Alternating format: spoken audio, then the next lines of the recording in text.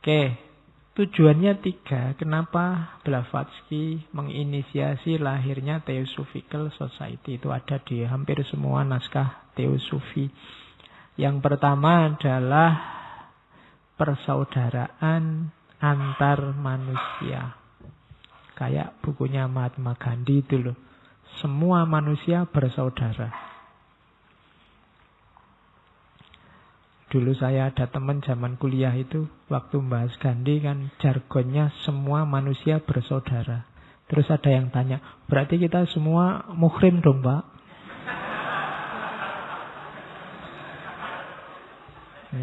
Ayo berarti muhrim. Oh, pantas di Indonesia jomblonya banyak. Masalahnya bersaudara semua. Ya, jadi sumbernya manusia itu sama, hakikat kediriannya sama, asal usulnya sama. Kita semua satu level. Manusia dalam posisi apapun, sebagai apapun itu sederajat. Yang membedakan cuma peran-peran dan casting-casting yang harus dia mainkan. Saya dan kalian sama, cuma malam ini castingnya saya di sini jadi ustadz, kalian jadi santrinya. Mungkin kalau kalian buka angkringan terus saya makan di situ, kan castingnya beda. Kalian jadi yang punya warung, saya jadi pelanggannya. Kalau di kampus aku jadi dosen, kalian jadi mahasiswanya. Dan itu tidak ada hubungannya sama hierarki, cuma beda peran, beda fungsi. Sebagai manusia kita sederajat di level apapun. Jadi semua manusia bersaudara. Meskipun secara kebangsaan, secara kepercayaan, secara jenis kelamin, secara kaum, warna kulit, mungkin identitasnya beda, tapi level statusnya sama, kita bersaudara. Misinya Teosofi yang pertama ini menyadarkan, menunjukkan bahwa inti hidup manusia secara sosial itu harusnya persaudaraan. Karena kita semua satu level. Yang kedua, belajar dari persamaan agama-agama, filsafat, dan ilmu pengetahuan. Mencari titik samanya. Selama ini kan kalau kita belajar agama-agama saja, selalu nyari titik bedanya. Padahal mungkin agama-agama yang banyak itu banyak pesan yang sama, cuma kita lebih sibuk dengan yang beda. Yang mungkin jumlahnya tidak terlalu banyak. Jadi memang mencari kesamaan agama-agama, atau mungkin sistem-sistem filsafat, atau mungkin ilmu pengetahuan. Kan di setiap gagasan biasanya kita kan mengklaster-klaster madhab-madhab, aliran-aliran.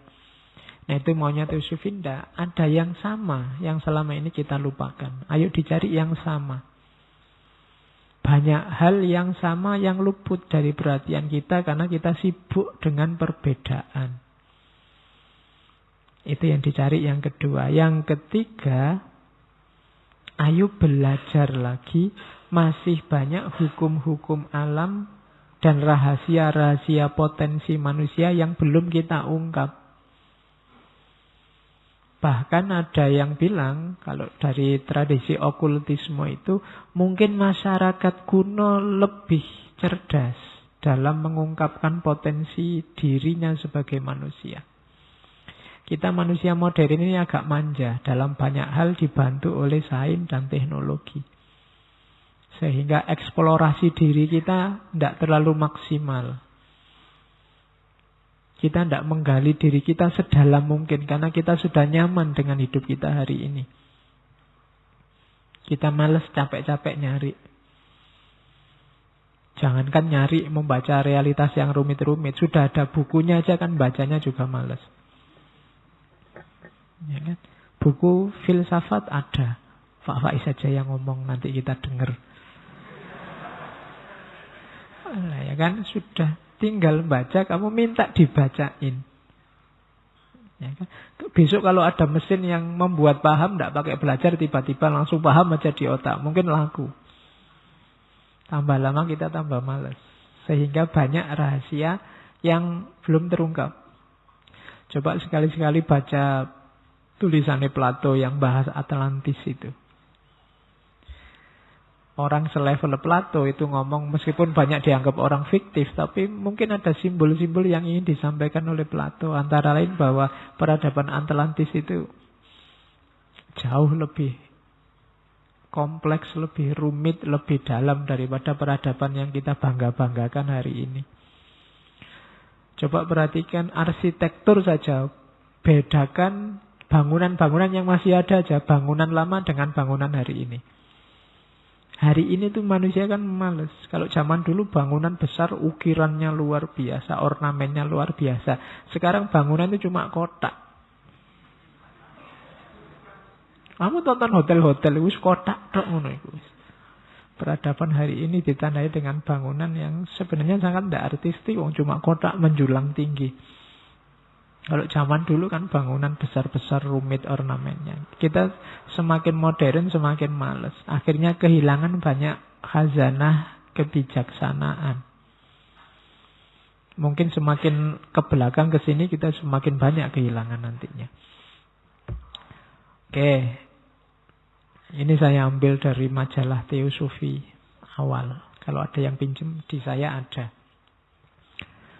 Jadi perhimpunan Teosofi itu tidak ngajari orang untuk pindah agama, tidak memaksakan apapun. Misinya adalah menyadarkan. Kalimatnya itu tidak ada satu guru atau penulis siapapun, termasuk Blavatsky sendiri dan seterusnya, yang memiliki otoritas untuk memaksakan ajaran atau pendapatnya kepada para anggota. Setiap anggota memiliki hak yang sama untuk mengikuti aliran pemikiran apapun, tetapi tidak punya hak untuk memaksakan pilihannya kepada orang lain. Juga tidak ada seorang kandidat untuk jabatan apapun atau seorang pemilih dibuat tidak sah untuk memilih atau dipilih hanya karena opini tertentu atau karena keanggotaan dalam satu aliran pemikiran apapun. Ini kalimatnya agak enak didengar. Opini-opini atau kepercayaan-kepercayaan tidak memberikan hak istimewa atau menimbulkan hukuman atau sanksi-sanksi. Hari ini kita banyak dihukum oleh opini. Dan kita banyak menghukum orang karena opini. Padahal beropini, berpendapat, berpandangan itu hak. Orang tidak boleh kehilangan haknya karena opini. Nah, itu disebut sebagai prinsip perhimpunan Teosofi. Ini saya ambil dari Theosophical Society in America. Mungkin nama-nama itu akrab dengan kalian. Termasuk tokoh-tokoh yang bertipe teosofis atau beberapa di antaranya memang anggota Theosophical Society. Terkenal ya, Lewis Carroll. Mungkin yang kalian hafal di situ ada Khalil Gibran. Ada yang nulis Sherlock Holmes. Ada Nehru, ada Carl Gustav Jung, ada Gandhi, ada Elvis Presley, ada Inayat Khan.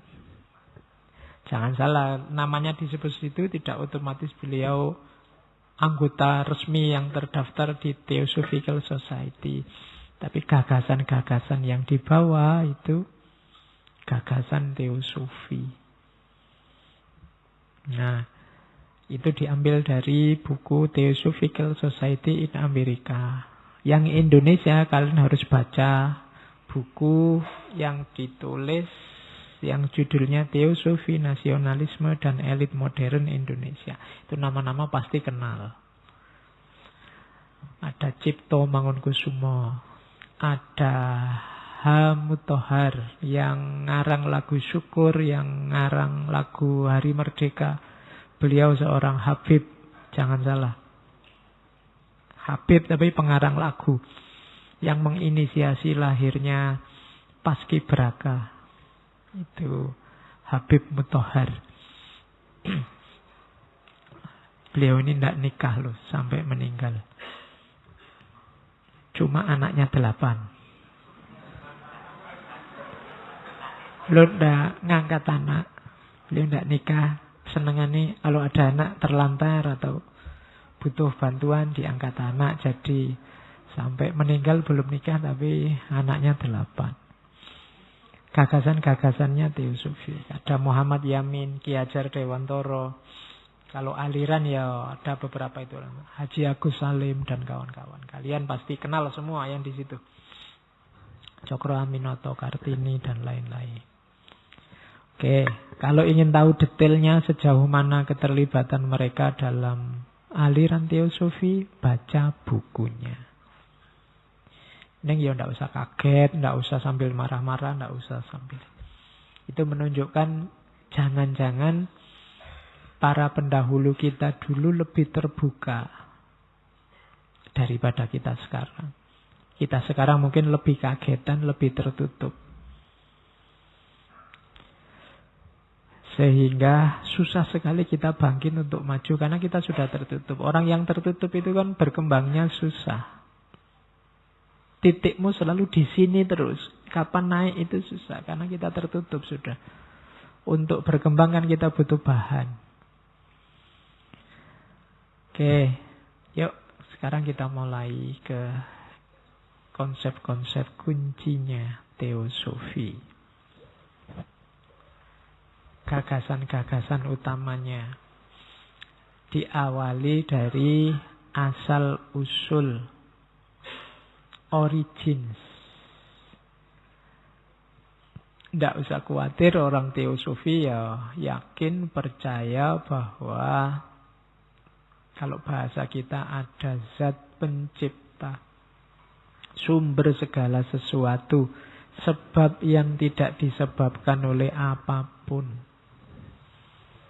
Itulah sumbernya alam semesta. Berarti semua kita, termasuk alam semesta, itu sifatnya ciptaan yang sementara. Kalau bahasanya teosofi nanti kita ini eksis hari ini tapi nanti kembali ke asal. Asalnya ya tadi yang jadi sebab, segala sebab tadi. Kalau bahasa agama, doktrin yang pertama itu namanya innalillahi wa inna ilaihi roji. Kita berasal dari Allah dan nanti kembali lagi ke Allah. Kalau pakai bahasa Islam. Cuma kalau bahasa kalimat itu setelah kita eksis dalam durasi tertentu ya kita kembali lagi. Ini kepastian yang tidak bisa ditolak. Inilah kebenaran, kalau bahasa Jawa namanya kasunyatan. Innalillahi wa inna ilaihi roji'un itu kan konsep, kalau bahasa Jawa, sangkan paraning dumadi. Asal usul, sangkan itu asal usul, paran itu nanti menuju kemana, dari dumadi, dari semua makhluk. Berasal dari mana, mau kembali kemana, dari makhluk, sangkan paraning dumadi. Ini rumus pertama, tidak mungkin dibantah dari kebenaran, maka jadikan prinsip utama bahwa kita itu dari Allah dan akan kembali ke Allah. Maka persiapkan dirimu semaksimal mungkin untuk kembali yang indah. Kalau bahasanya Quran kan ya ayat Tuhan nafsul mutmainnah. Itu pasti. Masa depanmu bisa jadi tidak jelas, tidak pasti. Tapi bahwa kamu nanti kembali ke Allah itu pasti. Besok kamu makan di mana bisa jadi belum pasti, kamu belum memutuskan, tapi bahwa akhir hidupmu adalah maut itu pasti. Makanya kan ada banyak para sufi, para mistik yang bilang, aku heran dengan manusia itu. Wong semua tahu bahwa akhir hidupnya maut, kok sampai segitunya terikat jatuh cinta sama dunia. tahu kalau dunia ini sementara, kok mau-maunya dibuat jatuh bangun, tangis-tangisan, jungkir balik, tawuran, hanya karena dunia. Nah, itu pelajaran pertama dari teori origins. Maka teorinya Darwin itu bagi kelompok teosofis, bagi Blavatsky tidak laku. Survival of the fittest itu menunjukkan bahwa alam ini berkembang secara kebetulan. Iya, hidup ini evolutif, tapi bukan evolutif kebetulan begitu. Itu kan karena ada persaingan, kemudian yang kuat menang, dan yang menang ini survive. Modelnya begitu. Tidak, katanya Blavatsky, katanya teosofi, alam ini berkembang kemana? Sudah ada rancangannya. Ya kan ada jargon yang sangat terkenal, Allah tidak sedang main dadu. Tuhan tidak sedang main dadu. Sudah diatur sampai hal paling detail. Jadi evolusi ya, tapi tidak survival of the fittest. Itu sudah dirancang oleh Allah, siapa yang musnah, siapa yang datang kemudian. Jadi ada desainnya. Alam ini didesain, bumi ini didesain sedemikian rupa sehingga era ini kita bisa hidup di muka bumi. Kita pindah sedikit aja ke Mars, kita nyoba-nyoba pindah planet sampai hari ini kan masih pusing. Tidak bisa-bisa. Kenapa? Ya memang mungkin desainnya nggak diarahkan ke sana. Tapi kalau memang diarahkan lama-lama ya kita bisa. Dari sekian juta galaksi kita ada di Bima Sakti. Dari Bima Sakti kita masuk grupnya matahari. Kemudian dari gengnya matahari dengan sekian planet itu kita ada di bumi yang jadi ya kecil. Ada manusia itu. Betapa kecilnya kita. Itu makanya gayamu luar biasa. Padahal kamu itu tidak ada apa-apa nih. Kita ini kecil. Cuma memang ditata oleh zat yang maha segalanya, desainnya sehingga makhluk yang namanya manusia itu sekarang bisa hidup. Itu pasti bukan kebetulan. Makanya kan Allah bilang, afahasitum annama khalaqnakum abasa. Apa aku ciptakan engkau itu secara iseng? Enggak. Allah enggak iseng menciptakan kamu. Jadi kenapa kok malam ini kamu ngaji? Kenapa kamu kuliah di Jogja? Kenapa kamu kos-kosannya kok di situ dapat teman menyebalkan luar biasa? Itu ada grand desainnya. Yang membentuk dirimu sudah diskenario oleh Allah. Jadi tidak kebetulan. Nah itu meruntuhkan teori survival of the fittest. Kalau pakai survival of the fittest tidak akan ketemu origin of species. Jadi alam ini evolutif ya, tapi tidak kebetulan. Ada rancangannya. Rumus pertama hidup ini harus kita ingat-ingat. Ini tema besar mendalam. Jadi yang dibahas oleh teosofi ini pertanyaan-pertanyaan besar. Siapa aku? Dari mana aku? Mau kemana aku? Dan apa hakikat diriku? Nah, itu dikejar oleh Blavatsky. Dicari dalam rumus-rumus teori-teori spiritual lama. Dan ketemulah beberapa hal yang kita bawa ini. Yang kedua, teori tentang harmoni. Alam ini dengan segala dinamikanya itu sifatnya harmonis. Ada gempa, ada bencana, ada yang menang, ada yang kalah. Ada yang merasa berat, ada yang merasa ringan. Semuanya ini, ya kalau dibaca parsial-parsial kecil-kecil, kelihatannya mungkin rasanya kayak Tuhan tidak adil. Tapi bacalah secara utuh, itu ada harmonious world. Ada harmoni secara utuh keseluruhan. Jadi alam semesta ini kayak organisme yang sifatnya harmonis. Dia hidup, sadar, dan ilahi. Ilahi itu maksudnya apa? Karakternya ketuhanan. Karena dia bikinan Tuhan, ciptaan Tuhan. Jadi mengalami apapun ada sesuatu apapun di alam semesta itu, dia bagian dari satu rancangan besar, satu mesin besar. Masing-masing ada perannya. Dan sistem ini berjalan dengan satu hukum namanya hukum alam. Kalau bahasa agama namanya sunnatullah. Yang sifatnya sangat cerdas karena dia lahir dari yang maha cerdas. Kekuatan intelijensi puncak. Jadi bayangkan alam semesta itu misalnya kayak laptop ini. Ada yang berperan sebagai keyboardnya, ada yang berperan sebagai mouse-nya, ada yang sebagai LCD-nya, ada yang sebagai kabelnya, ada yang sebagai... Dan ini harmonis. Kalau ada satu rewel aja, fungsinya tidak akan sempurna. Jadi ada yang bagian ditekan-tekan, ada yang bagian dilus-lus, ada yang... Dan hidup kita begitu. Dalam rangka apa? Harmoni. Ada hukum alam. Ada hukum alam namanya keadilan. Maka ada yang orang hidupnya susah, ada yang orang hidupnya kelebihan. Ini ada hukum alam yang harus berjalan. Yang kelebihan ngasih ke yang susah. Kalau ini tidak jalan, harmoninya kacau. Hidupnya jadi ruwet. Dari mana ngerti itu? Hukum bahwa yang lebih ngasih yang kurang itu namanya sunnatullah. Jadi pahami peranmu, mainkan sesuai sunnatullah. Mahasiswa, ada sunnatullah, kamu belajar karena kamu posisinya elit intelektual. Kalau kamu tidak belajar, ya jangan heran kalau masa depan kita tidak berkembang. Sunnatullahnya jelas begitu sudah. Rumusnya itu. Kalau kamu mengingkari sunnatullah yang harus kamu jalani, ya nanti ada efeknya. Efeknya apa? Harmoninya kacau. Sampai level paling kecil dirimu sendiri, tubuhmu ini. Kenapa sekarang banyak orang sakit macam-macam? Ada sunnatullah yang tidak dia patuhi. Sekarang banyak orang darah tinggi, stroke, apalagi banyak penyakit-penyakit itu. Karena gaya hidup kan itu rumus paling utama. Gaya hidup itu kamu belajar sunnatullah. Makanya minggu lalu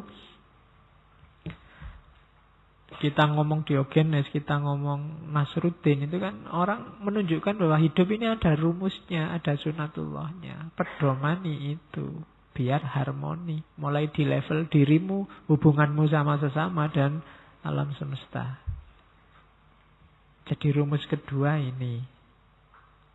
Kalau rumus pertama hidup kita itu innalillahi wa inna ilaihi roji'un. Rumus yang kedua, hidup ini ada harmoni, ada sunnatullah. Jangan dikacaukan. Kalau dikacaukan kita akan susah sendiri. Peradaban-peradaban yang hancur, yang rusak, itu karena mengacaukan sunnatullah. Rumus kedua ini rumus-rumus utama dalam hidup. Rumus yang ketiga,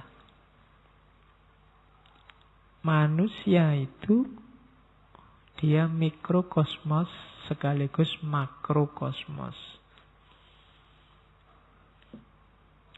Jadi kita ini bagian dari alam. Tapi kita juga memuat alam semesta.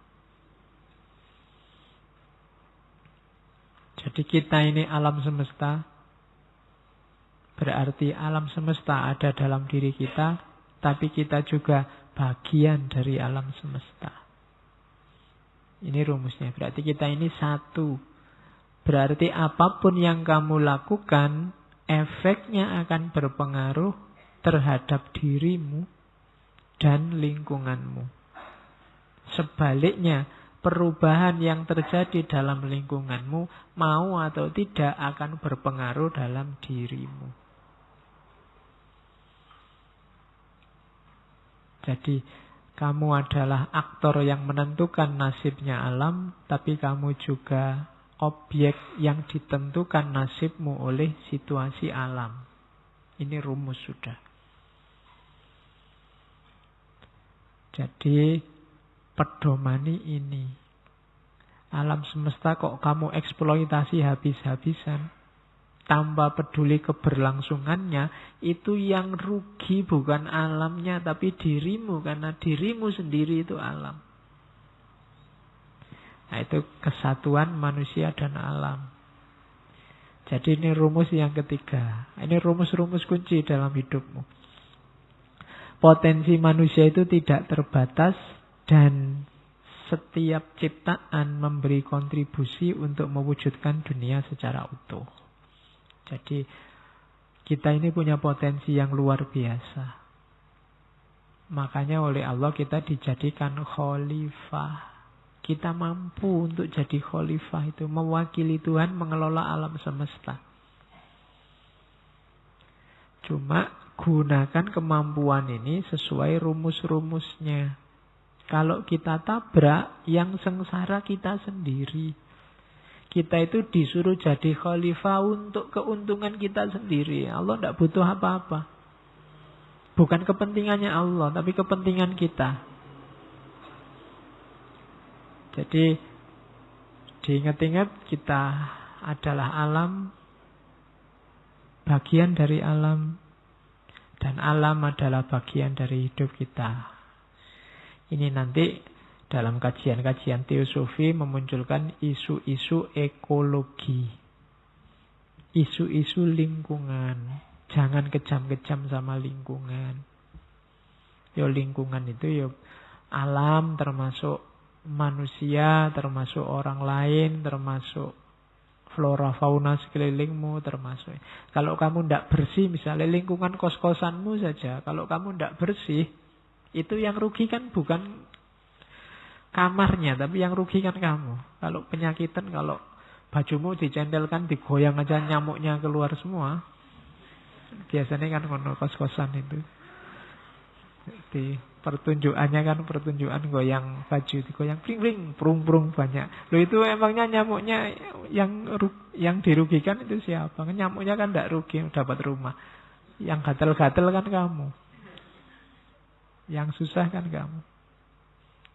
Jadi lingkungan rusak, kamu yang rugi. Alam rusak, kamu yang rugi. Karena kamu adalah alam. Sama. Jadi tadi sesama manusia itu sama, kita dengan alam ternyata juga sama. Jadi mau bilang apa sih rumus-rumus ini? Jangan lakukan apapun yang jelek-jelek karena efeknya kembali ke kamu. Terus, tugas kita apa? Pilgrimage.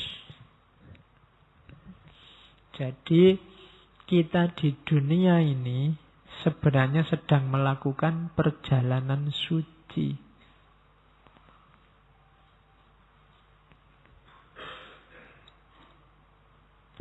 Perjalanan suci itu analoginya kayak orang haji. Haji itu kan pilgrimage. Jangan salah. Haji sebagai muslim ke Mekah, tapi hajimu sebagai manusia ke dunia ini. Apa yang terjadi di dunia ini? Di dunia ini kamu mengalami hidup dunia dan belajar.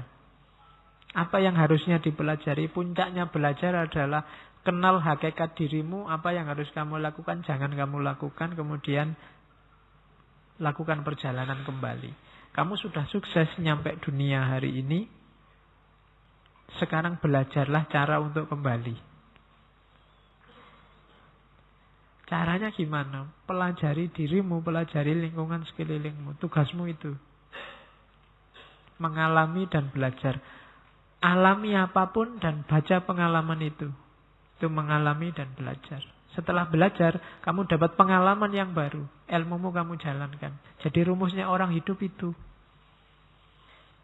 Kenapa kok Islam sangat kenceng mewajibkan orang belajar? Saya bolak-balik ngomong kewajiban cari ilmu, kewajiban cari ilmu. Karena kunci kita bisa kembali itu dari ilmu. Belajar, belajar, belajar sampai ketemu rumusnya bahwa ini loh perjalanan yang harus saya tempuh. Jadi sampai muncul kesadaran bahwa saya harus jalan. Sudah waktunya jalan untuk kembali. Perjalanan suci. Karena yang tidak tuntas, tidak bisa nafasnya mutmainah, tidak bisa kembali. Yang bisa kembali ayat Tuhan nafsul mutmainah yang irji'i. Maka tugas kita di dunia ini belajar dan menjalani atau mengalami. Belajar dan mengalami. Terus semakin tinggi kualitas ilmunya, semakin tinggi kualitas perjalanannya dan pengalamannya. Dan ini muter. Ini kuncinya ilaihi roji'un. Kita yakin benar bahwa hidup itu ilaihi roji'un, tapi kita tidak belajar cara kembali. Kayak kalian, kalau kalian piknik, berangkat, sudah nyampe sih, cuma tidak ngerti jalan pulangnya gimana. Itu gawat. Jadi ada perjalanan suci kita di dunia ini, ayo diselesaikan. Ayo kita cari gimana caranya kembali. Kalau perjalanan kan berarti ini cuma mampir, bukan rumah kita. Kayak haji ke Mekah kan akhirnya pulang. Kecuali yang niatnya menetap di sana, mau jadi TKI. Ya. Tapi kan ya kalau di Mekah bisa TKI, kalau di dunia kan kamu tidak bisa jadi TKD, Pak, tenaga kerja dunia. Besok nggak kembali ke sana, saya di sini terus, tidak bisa. Terakhir tetap meninggal sampai sana. Jadi hayatilah perjalanan sucimu di dunia ini. Ya nanti kamu banyak-banyak selfie di sini kan nanti bisa dilihat di akhirat. Wah, itu selfieku dulu kan gitu. Oke, katanya di akhirat besok kamu dipertunjukkan filmmu.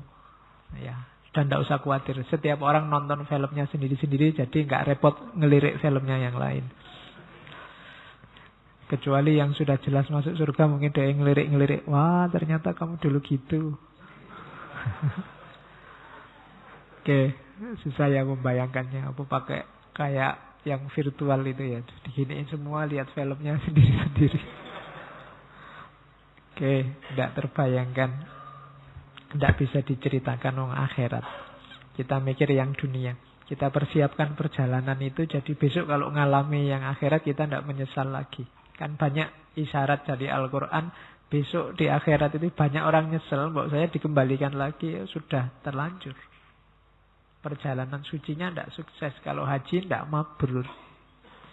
Hiduplah di dunia secara mabrur. Di perjalanan sucimu. Nah, kamu disuruh mengalami dan belajar. Mengalami, belajar. Rumusnya itu. Pengalaman, setelah belajar kamu ngalami, setelah ngalami kamu sadar, setelah sadar kualitas hidupmu naik. Terus belajar lagi, dapat ilmu baru, kamu jalani, akhirnya kamu ngalami, kesadaranmu naik, kualitas hidupmu naik lagi. Terus begitu.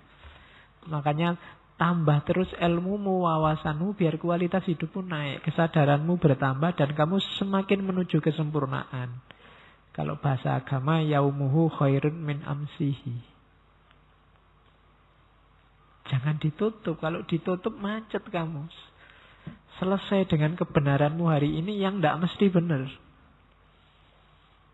Wong itu kan kebenaran versi kita hari ini.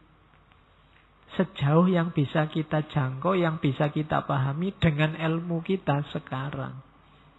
Buka terus dirimu, kasih wawasan-wawasan baru. Sehingga hidupmu tambah berkualitas, kesadaranmu tambah pelan-pelan menuju kesempurnaan. Kamu lampaui 3 dunia, dunia fisik, dunia mental, dunia spiritual. Jadi jasmaniah, kemudian masuk ke ranah mental, kemudian masuk ke ranah ilahiyah yang spiritual. Oke, jangan khawatir katanya Blavatsky. Seringkali dalam hidup ini kesadaran spiritual kita hilang oleh kesibukan dunia, kebutuhan dunia yang sementara. Tapi jangan khawatir, kesadaran itu tidak kemana-mana. Setiap kali kamu panggil dia, kamu butuh dia, dia pasti datang. Cuma sekarang kamu cuekin. 90% hidup kita kamu sibuk dengan dunia. Jadi katanya Blavatsky lewat teosofinya, ayo kita sadari bahwa diri kita ini punya kedalaman. Ayo dijangkau kedalaman itu. Hidupnya jangan cuma level materi, jangan cuma level rohani yang belum ke dalam, level mental, tapi level spiritual. Sentuhlah aspek ketuhanan ilahiyah dalam dirimu yang dulu dianugerahi oleh Tuhan. Wa nafakha fihi min ruhi. Sentuh itu, temui itu, hakikat kedirianmu di situ. Labelmu sebagai manusia karena punya kualitas spiritual itu. Kalau cuma fisik, kalau cuma mental itu kan bisa marah, bisa sedih, bisa tersinggung. Hewan juga punya. Kalau cuma mental, banyak makhluk yang lain punya. Anjing itu kamu injak ekornya ya ngamuk. Anjing kok marah kayak manusia aja. Loh yo.